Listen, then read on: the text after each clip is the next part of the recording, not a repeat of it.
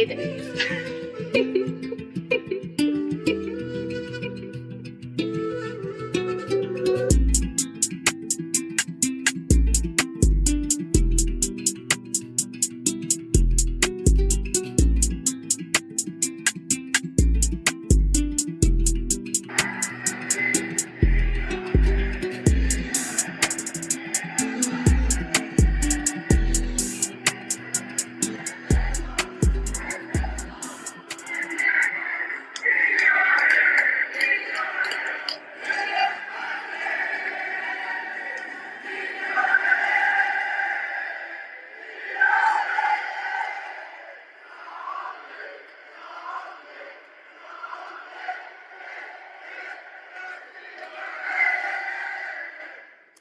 In your head, in your head, in your head. Zombie, zombie, zombie. The Irish are flying, ladies and gentlemen. Welcome back to another episode of Rugby Scoop. I'm not by myself. I'm joined by the usual cast. We've got Enda from Ireland. We've got Vuyo in Russia, a South African. We've got Hugh all the way in England, Welshman, who would be very happy after this weekend.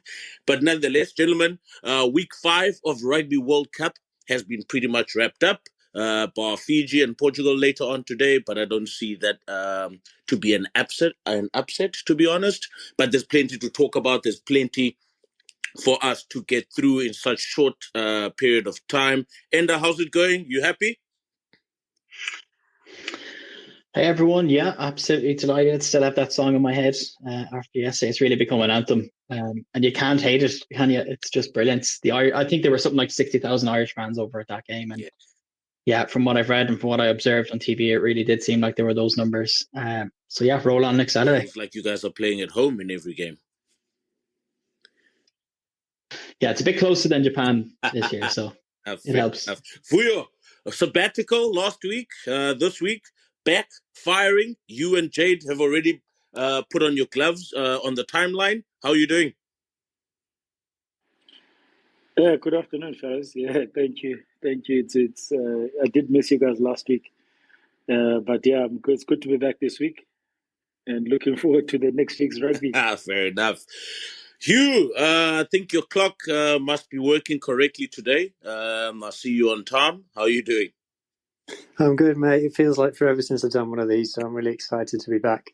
Yeah, managed to remember what time zone I'm in this week, so yeah, looking forward to getting into it.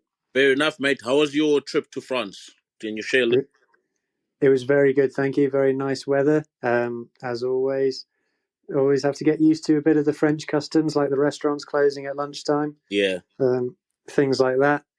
You buy one drink and the wait staff bring you your bill immediately because you're not supposed to stick around and have more than one drink. You're supposed to go home. Yeah. But it's all good. As long as you're in the sunshine, it doesn't matter. No, fair enough. Gentlemen, today we're gonna start maybe from Friday and then bring it back up until today. I mean, a game that I think we all just watched now with Japan and Argentina. What a cracker of a game. But yeah, let's start it back a bit. Maybe start it from Italy and France. Maybe share our views regarding obviously what we saw on Saturday. A lot of people had hoped that Italy might rock up and play proper rugby, seeing that they were quite disappointed about the 96-point loss to New Zealand last week. I mean, Enda, what were your thoughts looking at Italy first and then obviously how great France are at the moment? Yeah, just again, another really disappointing results and performance from Italy. To me, it just looked like they'd already packed their bags. Are we seeing the impact of Kieran Crowley leaving afterwards? I don't know. But like this team just needs to regroup and do a complete refresh and just put this tournament behind them. We all expected more for them. Now, obviously, they were in an extremely tough group, so they were always up against it. But we did expect tighter results. Like nobody saw that result, especially the one against New Zealand. No one saw that coming, I don't think. And we know that they're a better side. And I don't want to get into the whole discussion about whether or not Italy should be in the Six Nations or not. They should, in my opinion. And they are better than this. Their youth system's better than this. They've got players coming up. They've got superstars in their side. But look, France, to be fair to them, they played what was in front of them. I don't think we should read too much into it because, again, Italy were poor again. So I think, it was this the best preparation for France, in anticipation of a rested box side next weekend. I don't know, like that will certainly tell next week. But yeah, very disappointed in Italy again. It's frustrating. I know you asked me on last week's pod as well, were Italy targeting this game? It looks like potentially they weren't, which is really unfortunate. Just it was really deflating, I think, coming into the weekend. I know we talked about it last week as well, about a bit of a lull with some of these games, but yeah, overall just kind of disappointed in that game, and especially in Italy. But yeah, I wouldn't. France were excellent. Like let's be fair to them as well. They played what was in front of them, but I don't know if that was the best prep for a rested box side in a week's 100%. time. Vuyo, Enders talks about Crowley. The announcement of Crowley being obviously X'd at the end of this World Cup. They came into the World Cup knowing that they won't have the same coach. I mean, do you think some of that started unraveling the more intense and the more serious the games became? Because we saw them against Namibia. They looked prominent, they looked good, they looked solid, their structures and their processes were pretty good. We saw them against Uruguay. Maybe they started off a bit slowly against Uruguay, but then, yeah, they found their feet and obviously progressed through easily at the end. But against New Zealand, they tended to lose their shape and process and structure. And then also against France as well. I mean, what can we make of this? I mean, there's a coaching debacle or a coaching aspect that's involved in it. Apparently, there's players that are there that have to perform for 80 minutes at the end of the day. I mean, what do you take from all of this aspect? Yeah, it's always disruptive especially when a coach is announced before you play a major tournament. I mean, New Zealand have got the same boat. They're in the same boat, whether they win the World Cup or not. They already know that they have a new coach next year, but it's how they approach it. So it's basically different cultures, different way of looking at things. For me, I was very disappointed at Italy, based on the fact that they tried to speed up the game, but at the same time, they know they were playing into French hands. So, can you guys hear me? Yeah. All good. Yeah. So they tried to speed up the game, which is I didn't understand how they would speed up the game where they know that France is strength. France wants to disrupt. France wants to play a quick game, offloading game. Whereas they could have like literally pulled what the Boks probably gonna do is slow everything down, kick for touch, walk to the line out. They probably could have done that, but I don't know if they came in with the right tactic. As Anders said, I think their bags were already packed because they didn't look like they wanted to win that game. They were just there they just showed up for the fixture, if you can call it like that. Yeah, very disappointing for Italy, obviously, after the Six Nations they had. And I think just going forward, I think they will probably have to really look at their structures and see how much more quality players they can bring into the system. And looking at France, what are your thoughts? I'm not scared of France for South Africa. If I was the Boks, I wouldn't be scared of France. Because what I saw, even though Italy went really that great, but what I saw is that when you start attacking France, you do get over the advantage line. And for example, they were attacking Italy, and they were making a lot of meters. I don't think they'll make so much meters against South Africa. So their forwards are going to have to grind. So for me, I think France, as Anders said, this was not their best preparation for the Springbok game because that's going to be very, very physical. And as I mentioned, I think if Jacques goes 6-2 split, it will be ideal. But I suspect in this case, he's probably going to go 7-1 and just try and maul them out of the park. Maul them out of the park. The boring style of rugby, apparently. Hugh, your thoughts on the 7-1 split and your thoughts on the Italians so far? I mean, part of the Six Nations group or team, I guess. Yeah, so on Italy first then. So there was a stat that I managed to look up after the game, which was that Stephen Varney, the Italian starting scrum half, box kicked once in the entire game, which is just crazy. If you compare that to what Springbok scrum halves do, or pretty much any scrum half, especially someone like Gareth Davis for Wales, one box kick is just crazy. And that's not unless the Kieran Crowley told them to do something, the players just aren't doing it on the pitch, which we don't know, but that seems unlikely. It's just crazy. And, I understand maybe there's a thought in Italy of we're not going to win games by playing the same as these big teams, but at the same time, you've got to kick the balls. Mathieu Jalibert kicked from hand more times than the entire Italian starting 15 put together. So the caveat to kicking stats is that once you're in the lead, you kick more because you don't need to play, and when you're behind, you kick less because you do need to play. But still, it's just not. No one else in the world is playing rugby like that. So why are you trying to do it? I just don't get it. And for me, as someone who has been on multiple podcasts, I said this on Pirate last week, someone who's been around saying, like, a team like Samoa, who we might talk about later, if these guys played more games against better opposition, they'd get better. Italy have been playing the best in the world. All four pools have been topped by Six Nations teams. Yeah. And these are the teams that Italy have been playing for the best part of a quarter of a century now. Yeah. And you're still taking record defeats at a World Cup. It just doesn't sit well with me, and it doesn't paint rugby in a great way, to be honest, that you can have that kind of preparation and still come up that short. The questions need to be asked, and I think it's of this specific group. I don't have any particular time for in Italy in or out of the Six Nations. The Six Nations unions, including the Italian Rugby Union, own the Six Nations, so I very much doubt that they're going to vote for themselves to be kicked out. So that's kind of the end of that discussion. And then on the 7-1 split, I love it. I love all of South Africa's little nuances, and I think you got to play to your strengths.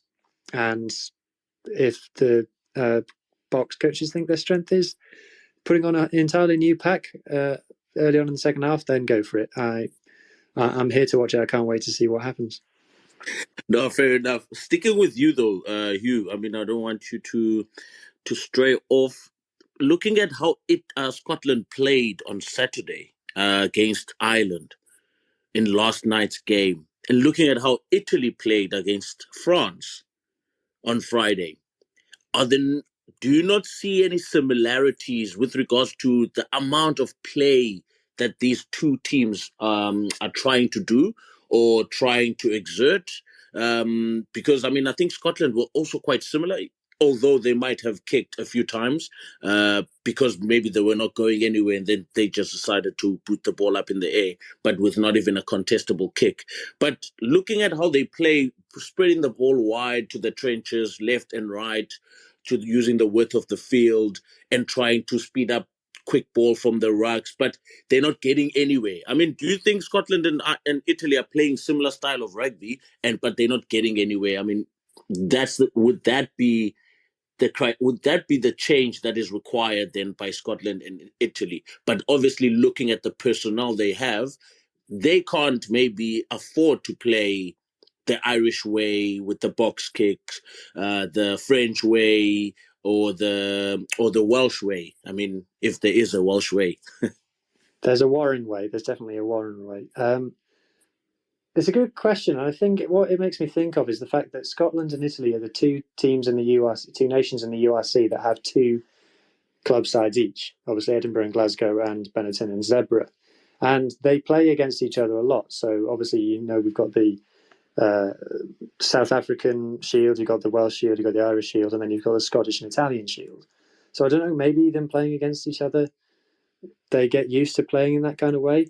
I can see how, like I said, if they feel that look, we're not going to beat Ireland, we're not going to beat South Africa, whoever it is, through forward domination. We need to find a different way to play if we're going to beat these guys. And Gregor certainly has come up with this jouet game plan that the Scottish players seem to have bought into. That doesn't explain the lack of kicking, though, to me. You don't have to be a forward-dominated team to box kick. I mean, the way that Wales do their box kicks, and South Africa, actually, is they put the kicks up and then they get the wingers to chase. Now, if you've got wingers like Monte Ioane or Duan van der Merwe, there's no reason why those wingers can't chase those kicks and contest in aerial duels. Yes, a team like Ireland with Mac Hansen and James Lowe are very, very good in the air, but that doesn't mean you don't even try. So from not pursuing a forward-dominated game, I can understand that. From not wising up to what is sensible kicking tactics. I can't understand that. And I don't think there's a causal link necessarily between the two nations being the same, but they do seem to have made the same mistake. They were both third favourite to get out of their pools, so all I can think is they're trying to come up with something different to try and, a bit like a Hail Mary, but obviously didn't work, did it? No, fair enough. Unfortunately, Jade is just a listener today. He'll just be texting most of his comments. Vuyo, going back to last night, sticking with the same topic about Ireland and Scotland. I mean, what are your views regarding that particular game? I mean, there was a lot riding on it, and they delivered on a spectacle, basically. Yeah, look, as I tweeted, defense wins matches, and someone said wins trophies. I think that the take for me from that game was looking at the South Africa game versus Ireland. Both teams defended massively, and one or two areas obviously worked out for Ireland. So Scotland, for me, they were attacking, like you guys were mentioning earlier. They were attacking, but they were not getting anywhere, and then they would end up just kicking the ball away instead of kicking tactically. And with the way that Ireland is defending, it's actually, I've always admired the way they defend, and they were just hitting them back. If I look at how they came out yesterday, I think they were motivated to come and shut the noise out with the week, and that's always quite nice to see, especially for those kind of top teams where they just come out and they just dominate. They weren't looking at they weren't conservative like South Africa has been, I think, in this whole World Cup. They weren't conservative. They were kicking for touch. They were mauling. They were running, and I think that's what, for me, that's what puts Ireland in a better position in preparing for New Zealand. Whereas if we look at a team like Scotland, even if Scotland won, we would probably be asking ourselves, how did they win? And obviously their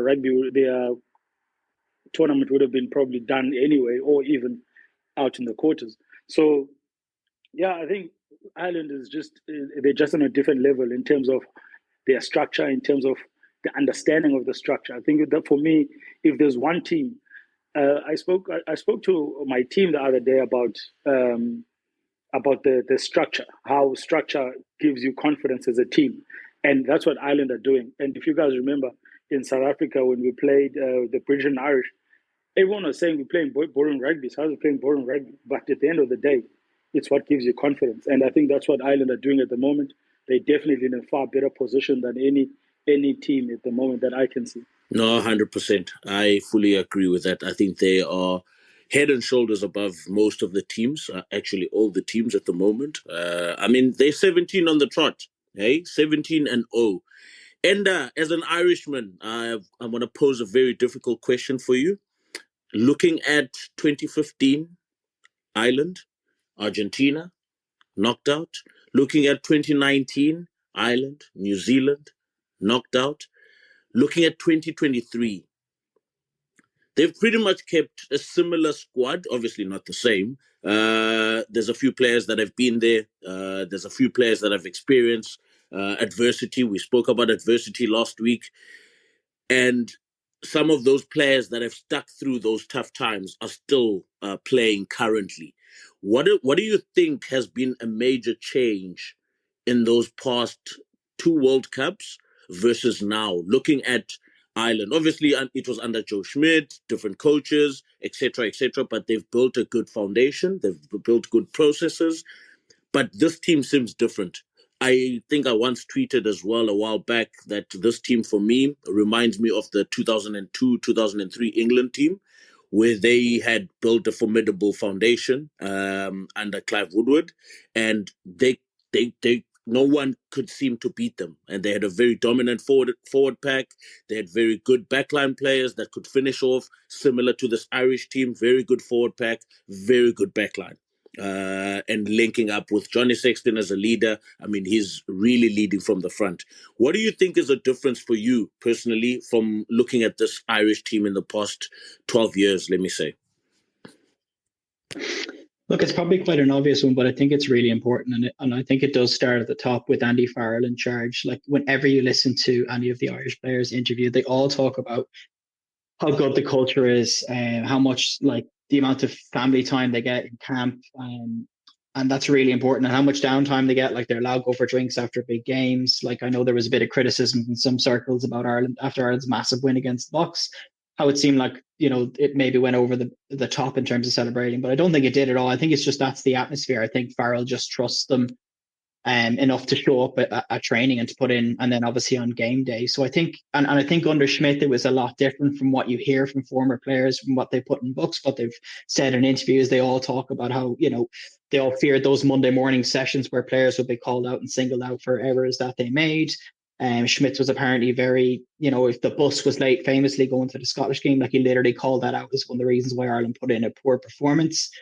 So I just think that the team and the environment is just much more relaxed. It's much more fun. And that somehow is just getting more out of the players. And that's what's really positive. And I think you see that, like you see them playing with a bit of a smile on their face. With interviews, you see someone like Hansen walking around after a big game in his underwear and then throwing his shorts into the crowd. I don't think that would have necessarily went down too well in the Schmidt camp. But it's I know it's a small thing like that, but it just seems like a really happy camp. And obviously, we can talk about the technical expertise of Farrell and everything, but like I just love watching him in the box as well. Like if you see Ireland to make a turnover, score a try, he just jumps up and he fist bumps. Like he's really, you can just see that he is, like he just seems to be a player's coach as well. Like they've really bought into his style of play. So that for me is probably the biggest thing, is just the difference in coach, and that has led to just a better environment. But also, you obviously have to touch on all the other positives that Vuyo basically covered there. But like defense, like Ireland's, like I think a lot of things as well, to go back to maybe the last World Cup in 2019, Ireland, we're obviously number one going into that tournament in the world. But I think the game plan was figured out by a lot of teams. And then after this game on the weekend, you saw, I don't know if any of you guys heard O'Mahony's interview, but it was hilarious, where he basically called out some of this, Scottish fans and players who claimed that they'd figured Ireland out and that they're going to end their winning streak. But I just don't think that's going to happen this time around, because of Ireland's, excellent defence and the variety in attack, the excellent players, Sexton in form.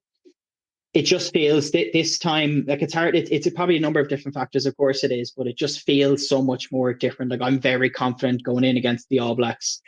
And it'll be hilarious when we have this pod if we get smashed on Sunday, but whatever. But just it does feel different. Like you can see the crowds, you can see the atmosphere, and you can just, like, the results speak for themselves as well. Like they were absolutely dominant for 40 minutes, and we could talk about the final 20 minutes later on, but they were absolutely dominant for those 40 minutes. And we called it last week. Like Ireland's record against Scotland speaks for itself. But yeah, it just feels so much more different. And I just love watching them as well. Like talking about, say, Scotland and Italy, maybe being forced into kicks and maybe not, putting up contestable box kicks. Ireland, like whenever they do kick, they kick to win the ball back, or they kick to clear the lines. And they seem to be learning as well, which is really positive from errors. Like the line out against the Box was a disaster. First 4 lineouts were lost, and it turns out they won 12 out of 12 lineouts yesterday. So they're obviously improving. And even in that Box game as well, the lineout improved. So it's like if something goes wrong, the team, it just seems like they're able to figure it out. And it's not as if the coach, like if the coach hasn't talked about it or whatever, that, it's not at all coming from the coach. The players seem to be given a lot of freedom to make those decisions and figure things out. But hopefully that answers your question. It just seems a lot different for me anyway. But I think it's probably a lot of it's to do with Farrell. Fair enough. Hugh is itching to jump in. Hugh, go ahead. Yeah, it's just an interesting point. I pick up from obviously interacting with people on Twitter. I speak to Ender a lot, speak to Caelan, and I watch the interviews and things. I don't think there was a single Irish person who ever believed that Scotland would ever pose them even a challenge, let alone beat them. You could see, what Ender referred to of Peter O'Mahony calling them out. You could see it with someone like Rob Kearney as well on Virgin Media. Was saying, these Scottish guys, who do they think they are? That they've never, in recent years, challenged Ireland. They've never even come close.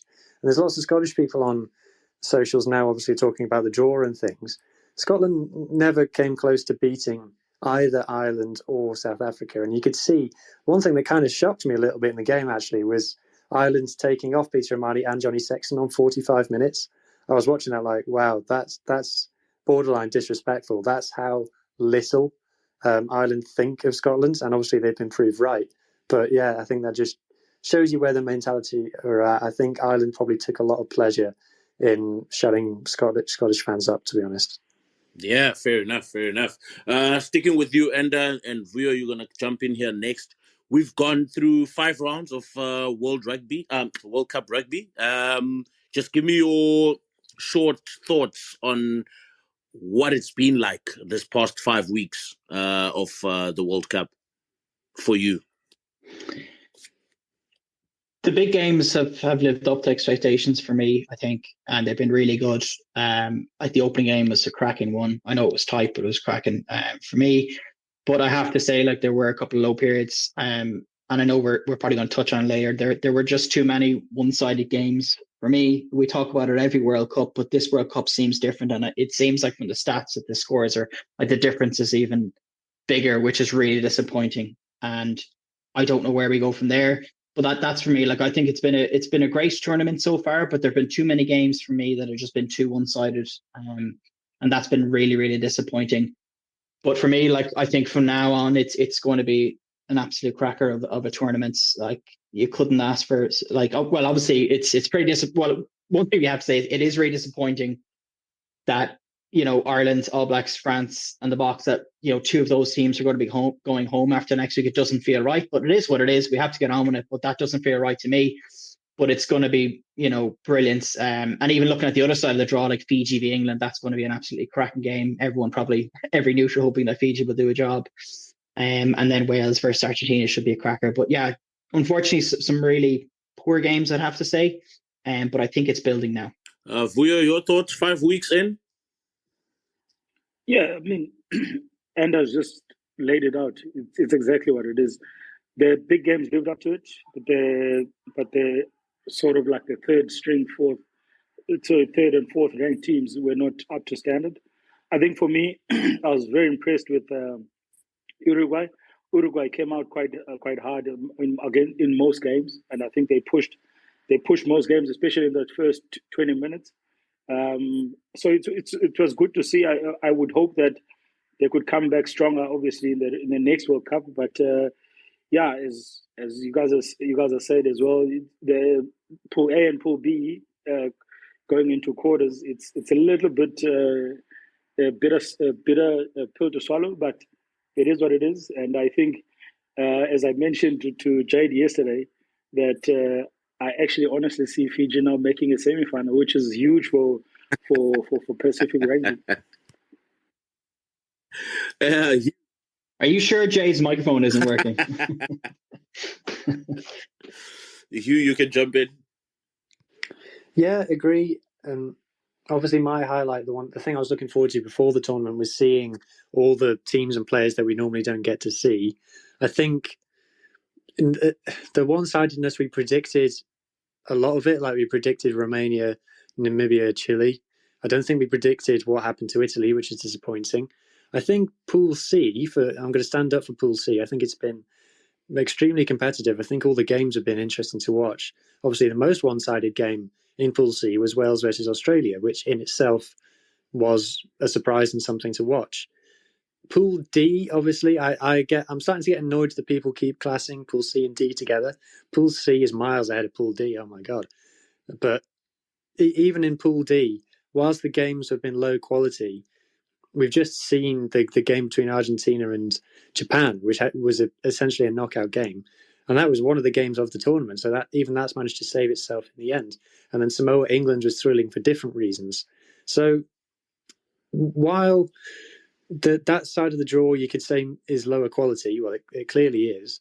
It is more exciting because it is more level. And apart from Chile, there are no whipping boys in those teams. And I think it may do the likes of Fiji or whoever a favour when it comes to the semi-finals, because I think the winners of the quarterfinals on the other side of the draw are going to be pretty beaten up and pretty sore and lacking potentially emotionally by the time they get to the semis. So I don't look at the draw. I mean, of course I don't, because I'm a Wales fan, but I don't look at it as a bad thing because I see it as exciting. I see all exciting games. And if we don't like walkovers, then we should be happy that we've got even quarterfinals across the board, rather than it being rigged to make sure that the Irish definitely get through. Rather it being great. Yes. Okay. Finally, week 5 is done. We're pretty much clear on who will make the last 8. So in Group D, England and Argentina are through. Group C, I think Fiji obviously beating Portugal today. I don't see an upset, like I said earlier. So Wales and Fiji are through in that one. And then Pool B, Ireland and South Africa are through. Pool A, obvious one, France and New Zealand. Next weekend, we've got South Africa versus France. We've got New Zealand versus Ireland. Talking points. Vuyo, how do you see the Springboks going forward and playing against the home nation next week? All I'm going to say is that it's going to be brutal. They will be very sore bodies after that game because the Boks are going to come out firing. As I said, like I mentioned earlier, I think if the Boks go 6-2 split, possibly Pollard will go to 10, start at 10, and obviously on the bench probably Kobus, and I suspect might be a cover for outside backs. But if they go 7-1, and then obviously we just go back to our normal. I also think they might play around with the props. I have a feeling that Oxenchair will start ahead of Kitov because they would want Kitov to come in second half and just finish the game properly. Obviously, it's a bit difficult at hooker because we got the injured hooker, so Mbonambi will probably have to start. Yeah, and then it will probably be Dion Fourie on the bench. So it's for me, I think it's going to be a massive game for South Africa. Especially they'll be working on now those offloads, cutting those offloads, which means they'll probably not going for low tackles. They're probably going to go for a bit of what we call a wrap tackle. Yeah. But now looking at that as well, that then it comes in the factor of what if there's a head clash? What if there's something that comes up with the TMO? I just hope that these kind of quarterfinals, the 2 games especially, are not messed up by yellow cards and bad things. But what I've also picked up with South Africa and New Zealand, no, you asked me about South Africa, but New Zealand, once they start giving penalties away, they very much do consider penalties. They go 1, 2, 3 penalties. So which means if you're in their half and you keep putting them in the corner, you're bound to get results from it. And I think they will have to sort that out in terms of the discipline, because Ireland's discipline has been top, and for me it's just going to be brutal up front. South Africa are not going to go any other way except dominant up front. That's all that's going to happen. Fair enough. We're still going to stick with South Africa and France, and then from there we'll move to New Zealand, Ireland predictions. Hugh, your thoughts? South Africa, France?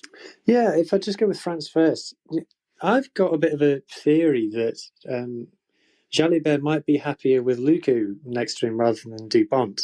I mean, obviously, I'm not questioning Dupont's quality as a player or his superiority to Luku, but you could see Jalibert's body language in that Italy game. Of course, Italy didn't really provide much of a challenge. He was so relaxed and he was throwing the ball around, and he got that.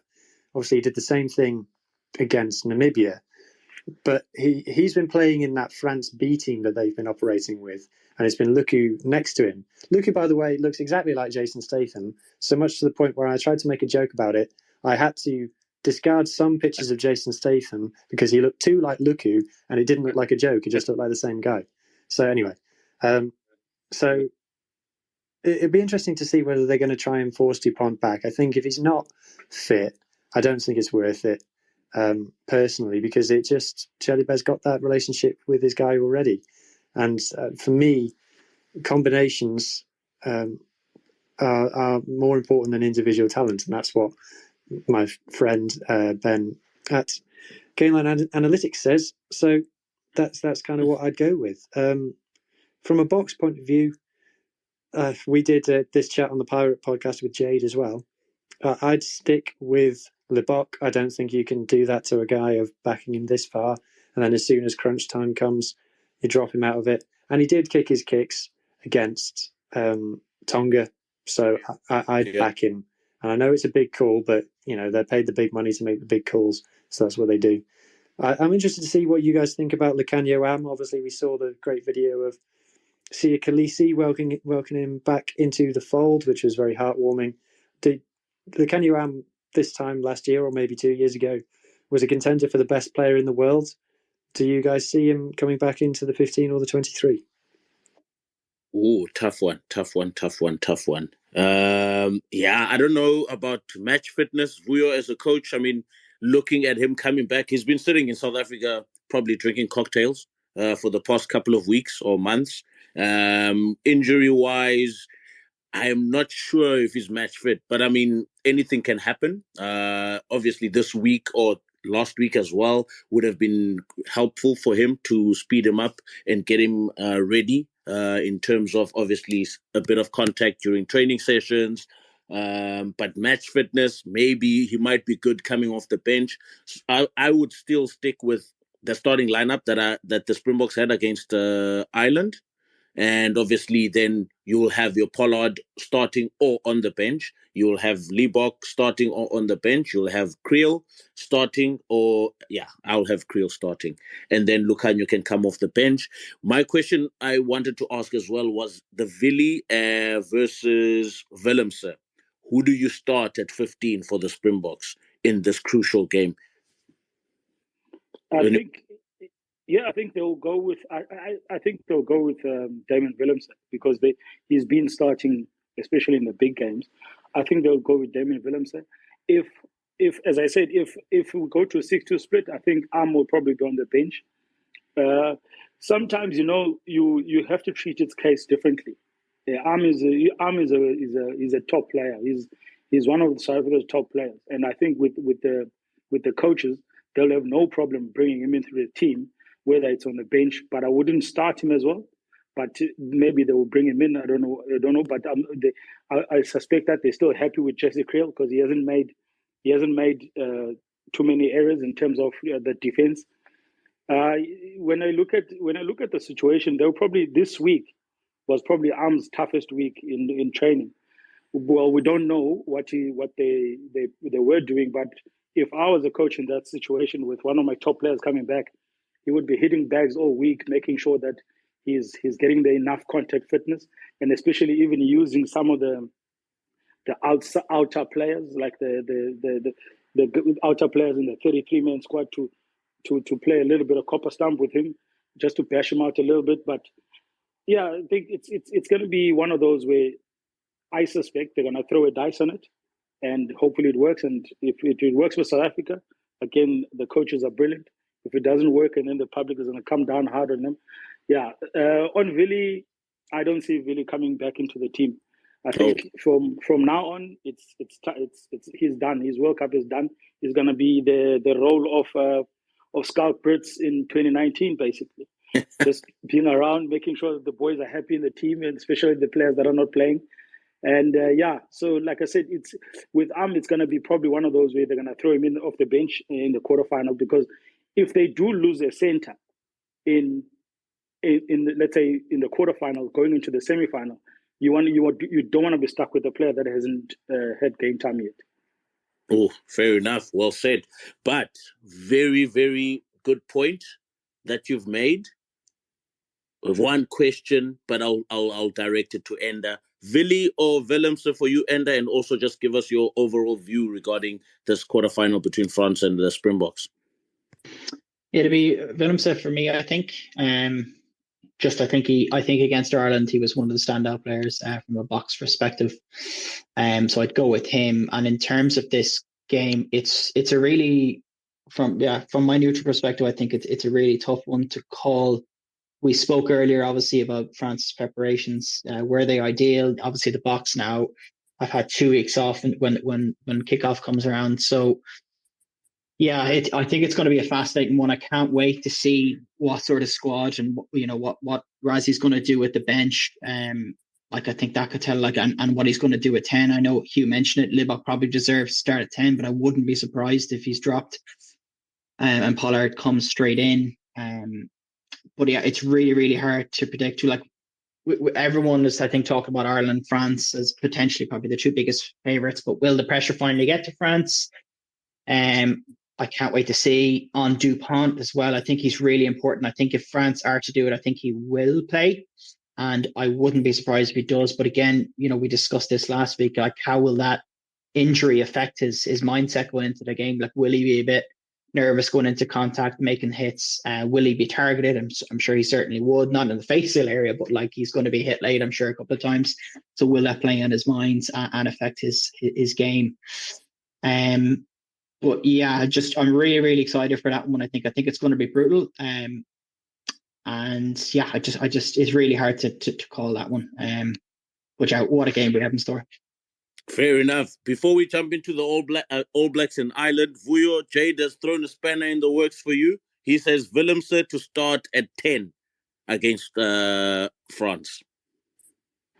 No chance, brother. No chance. I don't think they will do that at this point, especially at this point of the tournament.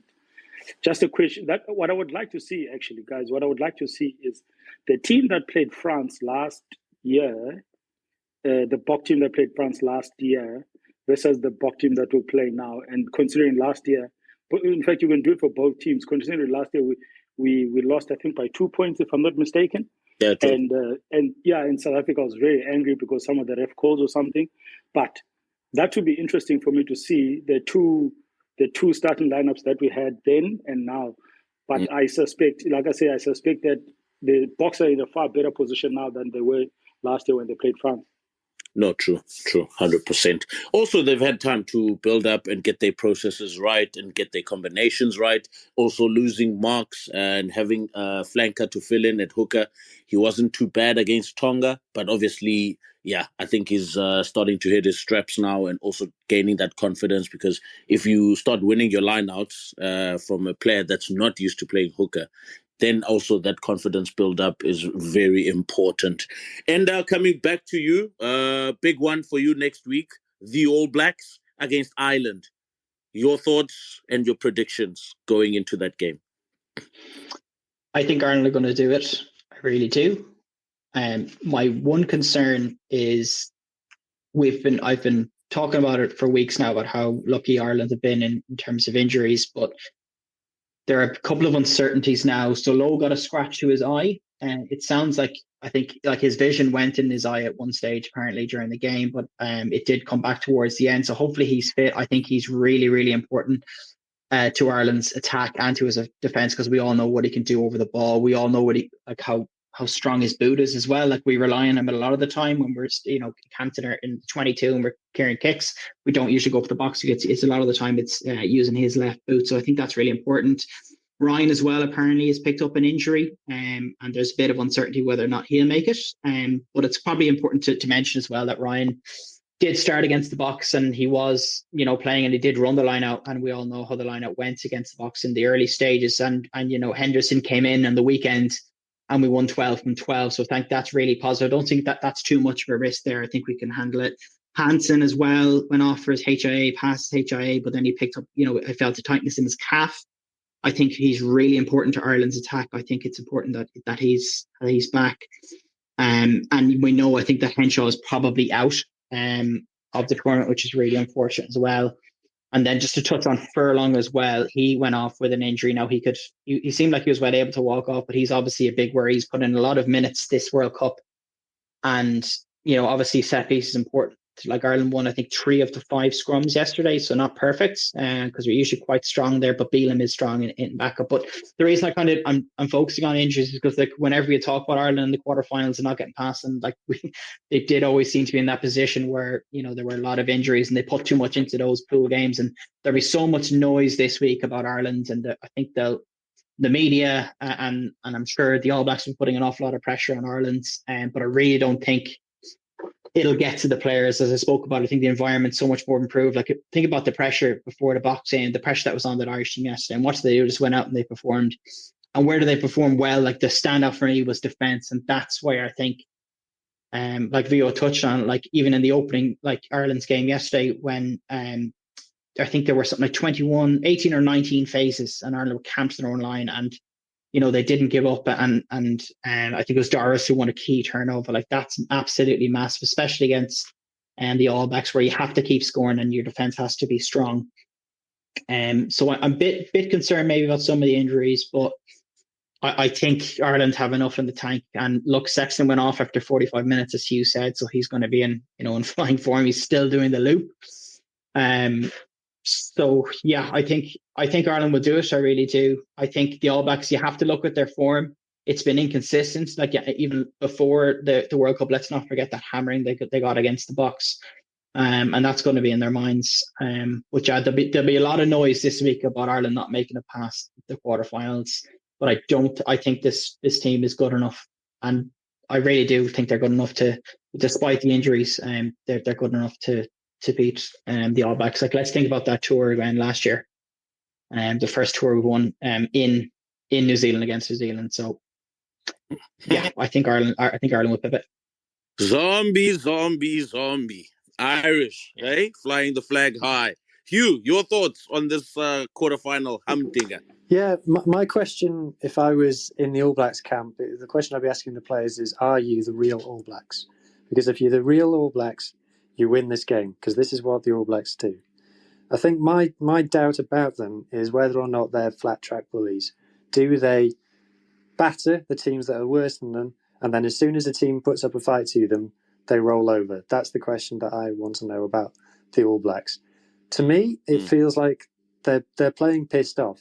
When they were playing Italy, when they were playing Uruguay, these were games that they were always going to win, and yet there was something personal for me about their body language, and you've seen the way that the energy they've been putting into the Hackers lately.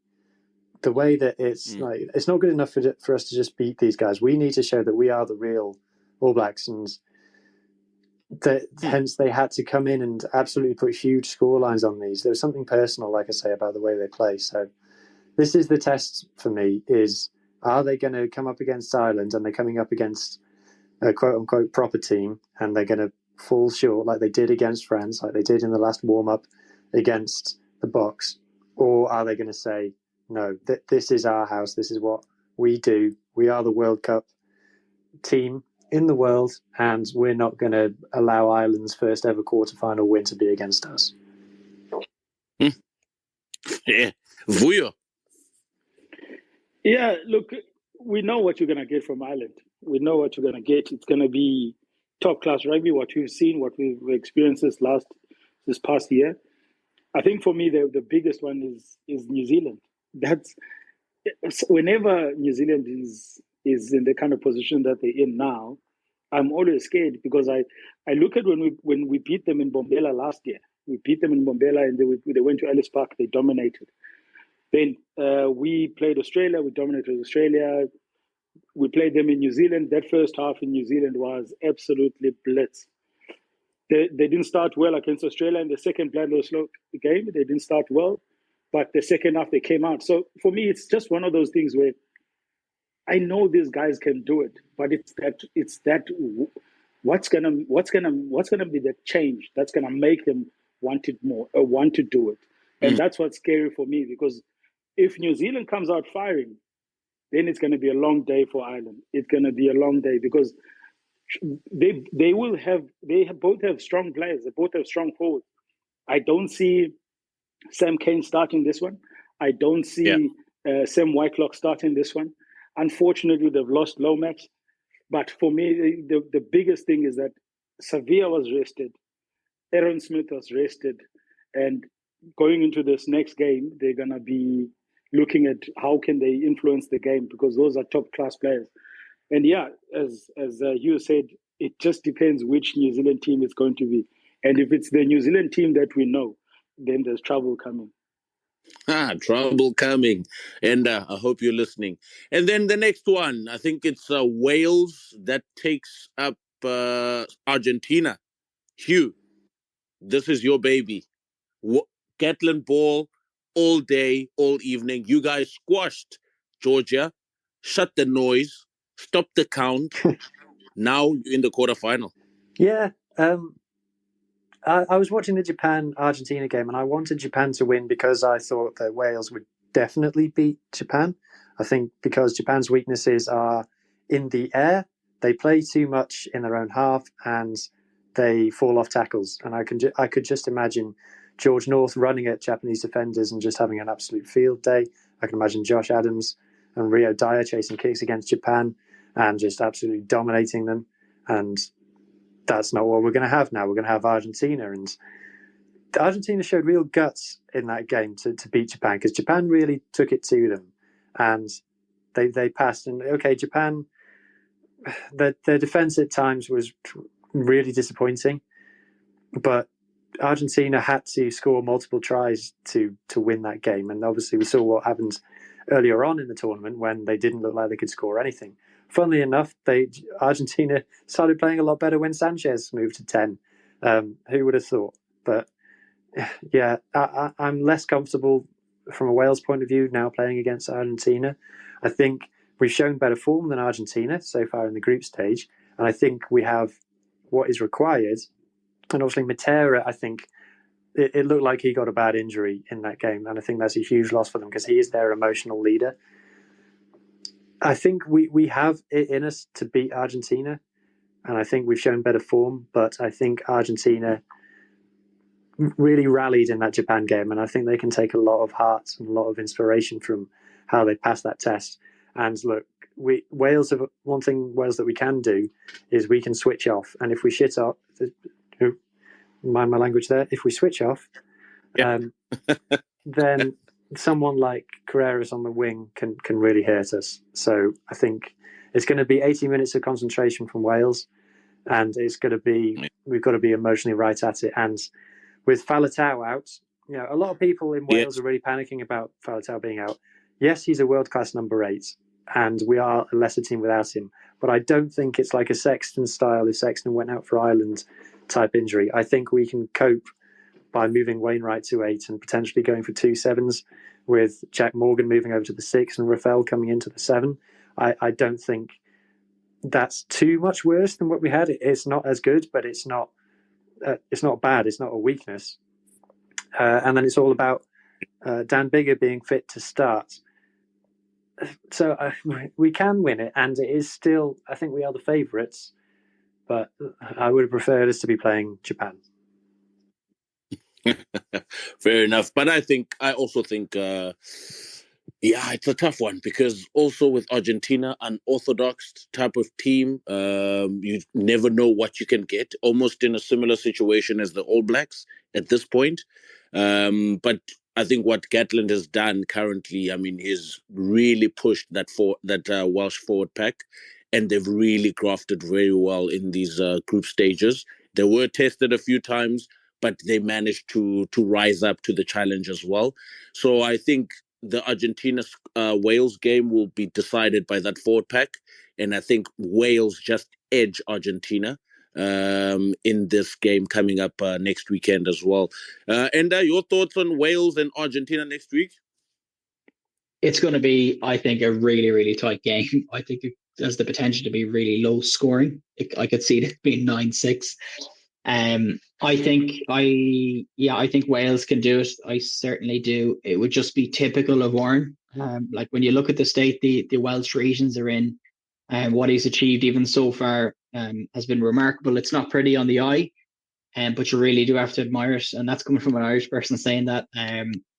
I just think, as you said as well, Scoop, I don't. It's hard to predict what Argentina team is going to show up. I haven't seen an awful lot from them. Obviously, they got the job done today. But Matera as well, he could be a massive loss. But I think we're in for a really, really tight game. I think if Wales stay switched on, and Gatton has them fired up, which he is really good at, I think they'll do it. I just think they're better in the air, and they know Warren Ball, and they know how to do this. I really think that they'll just do a job on Argentina, but I don't think it's going to be a high scoring game. But it's still fascinating all the same. But potentially one for the purists. But maybe I could be wrong. But that's what I'm predicting. Yeah, it could be one for the purists indeed. Vuyo, your thoughts on Gatland Ball for Saturday? Gatland versus Shaker. Look, I think you guys have been very modest. I actually don't see Argentina coming out of this one, because what I've seen this afternoon, how their how counter attack defense, their scramble defense is terrible. It's terrible. If I was Williams, the Dyer on the wing, and Zamet, I'll be licking my lips for this kind of team, because they were kicking long, so no one was even putting pressure, and Japan was just having a field day when it counter attack. So I think, for me, I think it's an easy win. It's an easy win for Wales, but the forwards are going to have to grind. They're going to have to do the tough work, and obviously, as Hugh said, it all depends on who's going to be at 10. Is it going to be bigger? I think Ashcombe is also out, so it's a little bit tough for them in that role.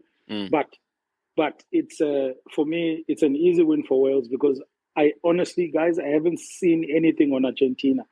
I don't know what is going on. There's maybe the coach fired them too much and they picked too early, and now they're starting to hit a slump, a dip. Wales is very particular and very a structured team. When I look at how many times Argentina couldn't exit after they scored, just those small things. And that's what, for me, I'm saying that Wales will come out with an easy win with this one, because I can't see anything on Argentina. And now that they've lost Montero, I think it's going to be even worse. So, yeah, but anyway, we'll see how it goes next week. And obviously, this is going to be a crack of a game. But Wales, I see Wales in the semi-final. Oh, Wales in the semi-final. Who do they play? New Zealand, Ireland, South Africa, or France? And the next one is Hugh's favorite team, favorite country, England. They are going to face Fiji. After last night's game, coming so close, Samoa. So close. So close. Losing by 1 point. And obviously, Andy Farrell, not Andy Farrell, Owen Farrell, the only goal kicker in this World Cup to not get a conversion because of the shot clock. How crazy was that? Nonetheless, Hugh, your thoughts on England and Fiji? Yeah, as you rightly said, I think Samoa they'll have some sleepless nights about not just the England game, but the entire pool, because I think they had it in them to win every game they played in this pool. And how they've not managed to do that, I think, will haunt them. I think this is a huge missed opportunity for Samoa this World Cup.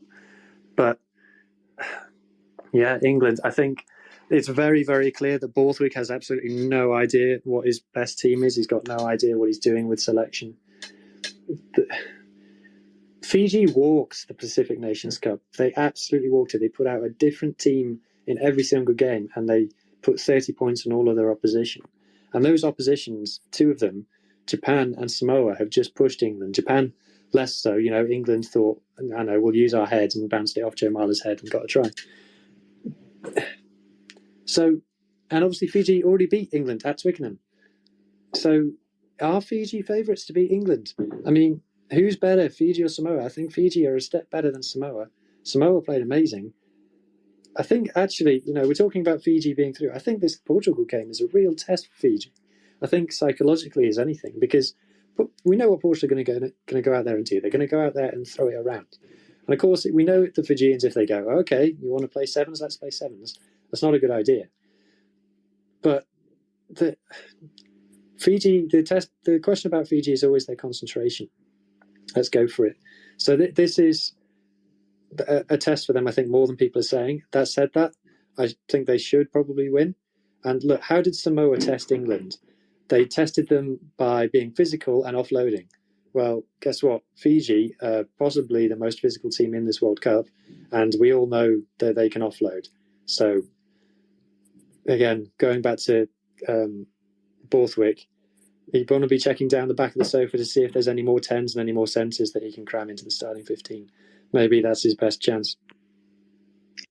Yeah, speaking of Borthwick, I mean, we also wanted to jump into the blunders of selection that have been made in this World Cup. Maybe we might touch on that later, actually. Let me go to Vuyo. And Vuyo, what are your thoughts, England and Fiji?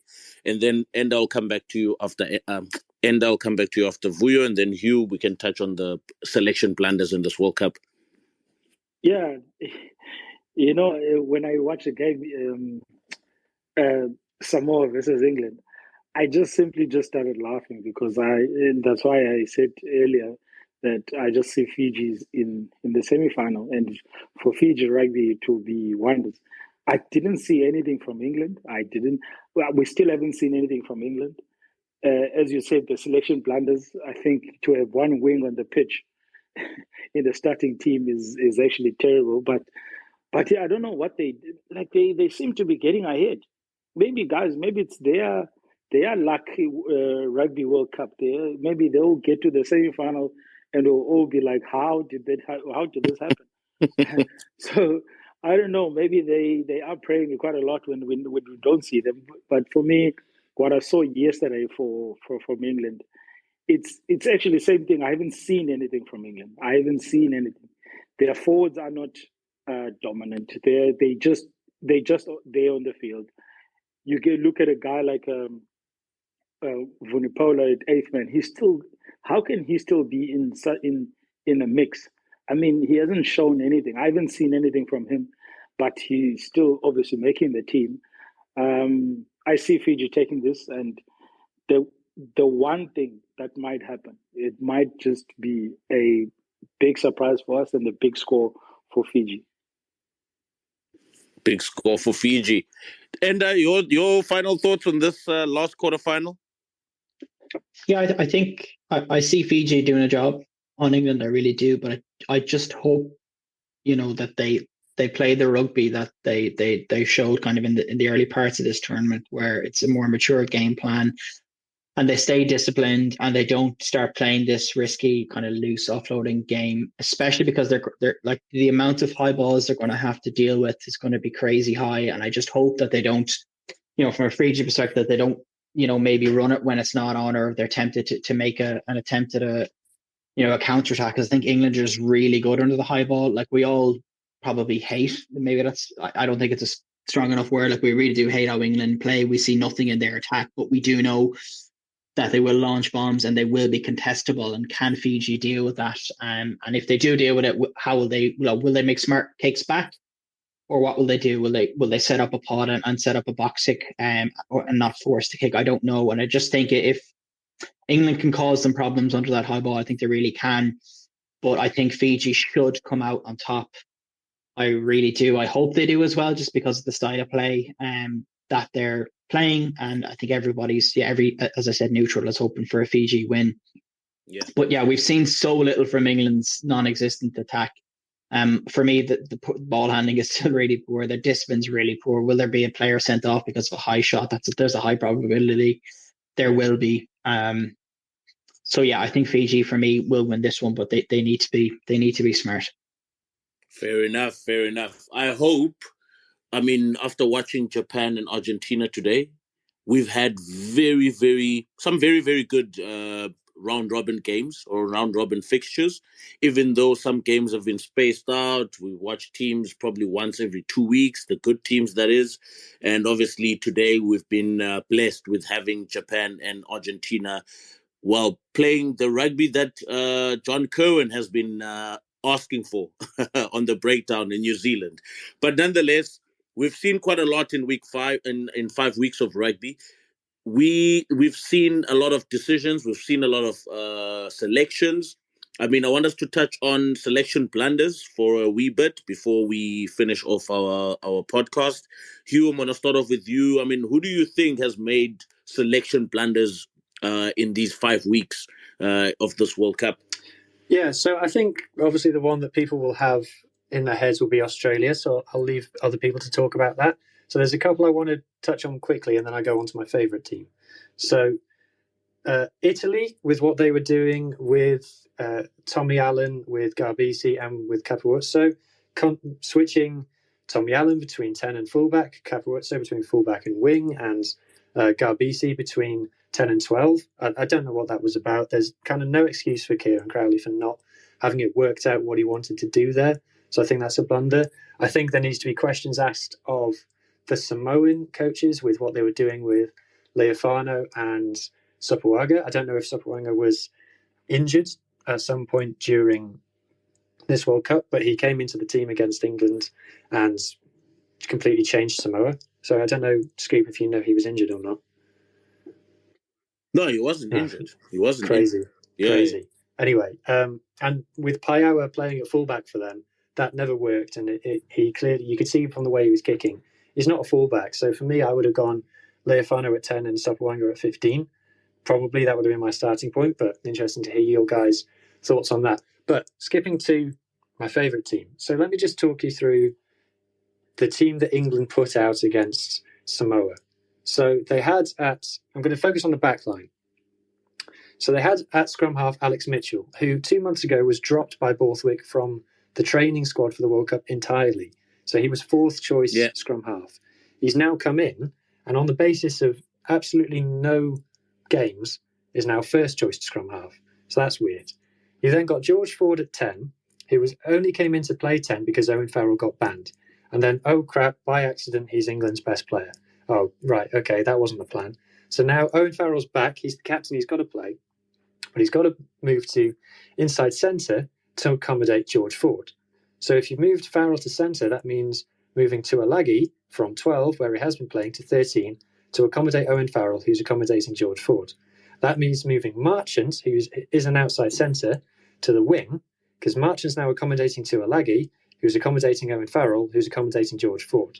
And then in the back three, you've got Johnny May, who hasn't played well for years, and also wasn't in the initial England squad. He was also dropped. So he was, fifth choice back three player 2 months ago? And now he's first choice all of a sudden. Again, the only thing I've seen Johnny May do on the pitch is get skinned by Ravutu Mada at Twickenham. So I don't know what's going on with that. And then on the bench, you've got another fly half in Marcus Smith, but he's been used as fullback. And he came on at the weekend, and he came on at fullback, which means Freddie Stewart, the fullback, is now on the wing. Joe Marchant, the centre who was on the wing, is now at outside centre. Tuilagi, the inside centre who was at outside centre, is now in the centre. And Owen Farrell, the fly half who was at centre, is now back at fly half, except Tuilagi is taken off and replaced by the other centre in the Matchday 23, Ollie Lawrence, which is just a complete like for like. So the team that England ended up with on the pitch, Farrell, Tuilagi, Marchant, Smith, Stewart, and May, I can understand that. That's a team that has a logic to it. But that wasn't Borthwick's first choice team. That's his B team. That's his plan B for when plan A isn't working. His plan A, in terms of selection, makes no sense to me. I've got no idea what he's trying to do. I've got no idea what his thinking is with having only one winger in the 23, but having 3 fly halves, 3 inside centres, and 3 outside centres. That makes no sense. So, yeah, I'm interested to hear everybody else's thoughts on Italy and Samoa, but that's my little rant on Borthwick. Thank you, Hugh. Vuyo, your thoughts, your selection blunders. I mean, who do you think has made some blunders? It could be Springboks. We don't know at this current point who they're going to pick for the quarterfinal. It could be the Allblacks. It could be France. They're trying to rush back to Pond. Who knows? I mean, what are your thoughts after 5 weeks? Obviously, listening to what Hugh has also had to say as well. I think I'm 100% with you in terms of England. I actually don't know what is going on. But I read a tweet from Austin Healy. He said something about the best thing that England could do now is send Farrell to the stands and select the proper centres, and said something about Marcus Smith not being a fullback, being a 10. I don't know. So it's one of those things where even the ex-English players are saying that they probably don't know what the hell is going on with Borthwick. There isn't much. I mean, I won't touch a lot on what the other guys have said, but for me, I don't know what you guys would think of this. I think New Zealand should start looking at Leicester Fainuku at wing and Talia, and maybe Will Jordan at fullback, and then having Bowden Barrett on the bench. I think that would be a good back three, especially going into that Irish game. But I know obviously they'll probably go with Bowden because I haven't seen anything great with Bowden at 15. So hence I'm saying that Will Jordan will probably have better impact in the game Bowden. And then, yeah, I mean, for the Boks, I haven't seen much. As long as they keep continuing with 440 Franco Mostert at number 5, I think that will be still a good selection for me. If he's anywhere else, I'll be very disappointed. And obviously, I don't know if Marvin Orie will make this match day 23 coming up. He could be on the bench, but I don't know. So we'll see how it goes. But for South Africa, they're probably going to throw in Pollard at 10. We're going to be very surprised. And I think, unfortunately for Maneli Bok, if Pollard goes to 10 and it works, Maneli Bok's World Cup is over. Oof, tough. Enda, selection blunders for you? Yeah, I just want to touch on what Vuyo said there as well. Like that is, I think I see that thing as happening as well, because I know I made that error a couple of weeks ago when I did mention, I think personally it would be great to have Libbok on the bench as an impact, but you're dead right. The Springboks would, like, if he's dropped from the starting 15, I don't think he makes the bench. But for me, I think that would be a mistake. But for me, I'm just going to keep it short and simple. It'd probably be an unpopular one, but I really think that South Africa's made some selection errors against Ireland. I think the 7-1 split was a mistake. I really do. And I think once, South Africa couldn't beat Ireland up front, they had no answers. The bomb squad came on. So, I think the whole argument about, there was a lot of talk about not picking, a specialised hooker. Like we all know, Deon Fury did play there before, but he's not a specialised hooker yet. Doesn't play there regularly anymore. Came on and there was a crooked throw. So for me, that was a selection blunder. And also, I think, and I hate to say it, but like, unfortunately, if you're going to play that tight game plan against Ireland and you're going to take your kicks when they're on, and then you've got a goal kicker that doesn't have a high percentage kick rate, that's a mistake, and that's a selection blunder for me. Oh, nice one. For me, I would go with Roygaard over Christie.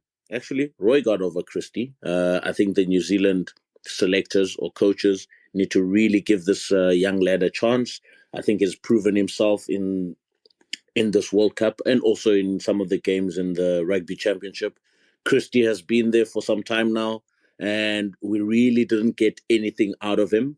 I mean, he's pretty much stock standard, almost similar to Nagy, to Aaron Smith, but obviously just the level is not as high as the quality of the pass is not as great. The support play is not as great. Where Roygaard, you get a different rugby, what can I call it? You get a different perspective when it comes to Roygaard in terms of testing those pillars around the edges of the ruck, and also he's quite a strong boy as well in terms of ball carries. So he acts as an extra loose forward. So I would think the All Blacks have really made a mistake in the past, but I hope going into this Irish game they probably give Roygaard a chance coming off the bench in the second half against Ireland. Gentlemen, I don't think we're going to continue any further than this. I think we've already overused our time, but thank you very much for joining, Enda. Thank you very much, Vuyo. Thank you very much, Hugh, and also the listeners, gents. Thank you for listening in. We're going to put this up on Spotify and obviously all the other apps for everyone who wants to listen. But yeah, thank you very much, gents, for another wonderful Sunday. And let's enjoy Fiji and Portugal later on tonight. And see you guys next week, Sunday, where we will be discussing who has gone through to the semi-finals of the World Cup 2023. Have a great Sunday, gents. Goodbye and good night. Cheers. Thanks, gents. Cheers, fellas. Thank you.